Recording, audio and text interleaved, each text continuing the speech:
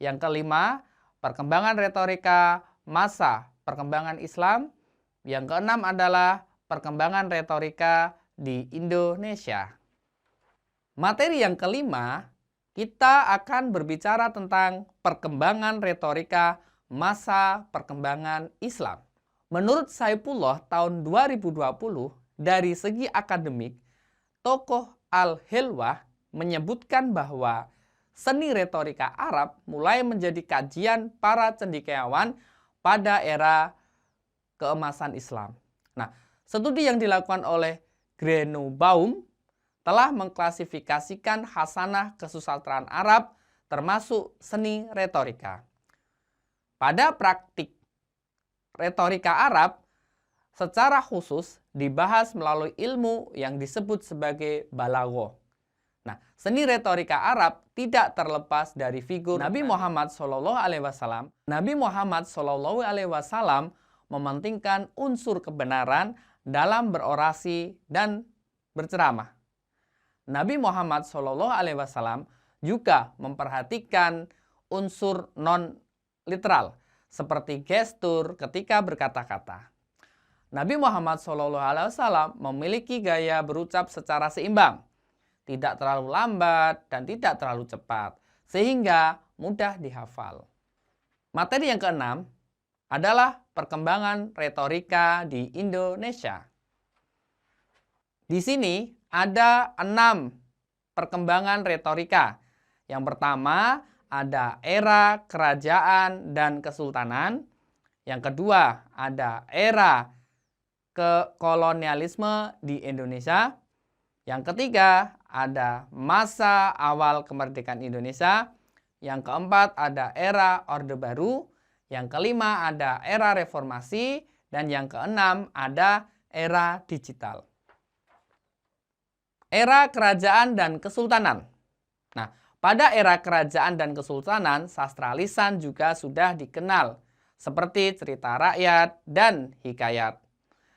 Retorika dalam sastra lisan ini digunakan untuk mengajarkan nilai moral, menghibur, dan memperkuat identitas, termasuk memperkuat identitas budaya. Nah, retorika terkenal pada era kerajaan di Indonesia seperti hikayat Hang Tua, serat centini, pantun, dan syair. Masa kolonialisme di Indonesia.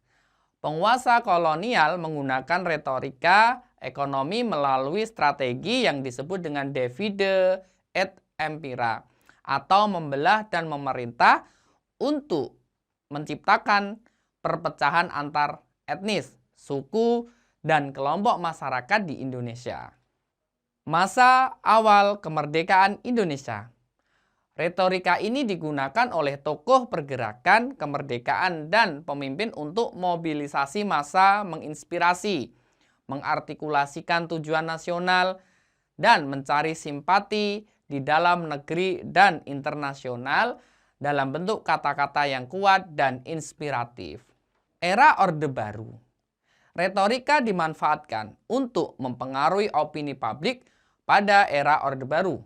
Nah, pemimpin pada era Orde Baru memanfaatkan retorika untuk menjustifikasi kebijakan pemerintah, menonjolkan ekonomi dan stabilitas politik, serta menekan kritik kepada penguasa. Era Reformasi.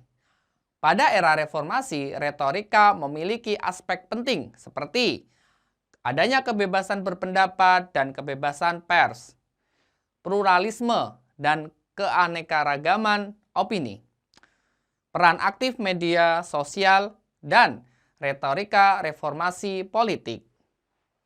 Era digital membawa aksesibilitas komunikasi yang luas, namun ini dapat menyebabkan fragmentasi informasi dan filter bubble.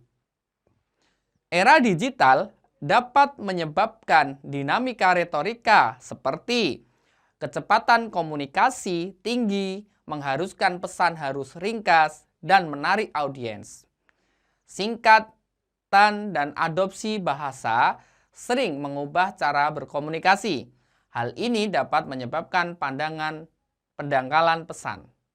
Terakhir, retorika digital dapat menyebabkan polarisasi opini. Terima kasih, semoga materi ini bermanfaat. Apabila ada kekurangan, saya mohon maaf yang sebesar-besarnya. Semoga mahasiswa semua sehat selalu. Saya akhiri, wassalamualaikum warahmatullahi wabarakatuh.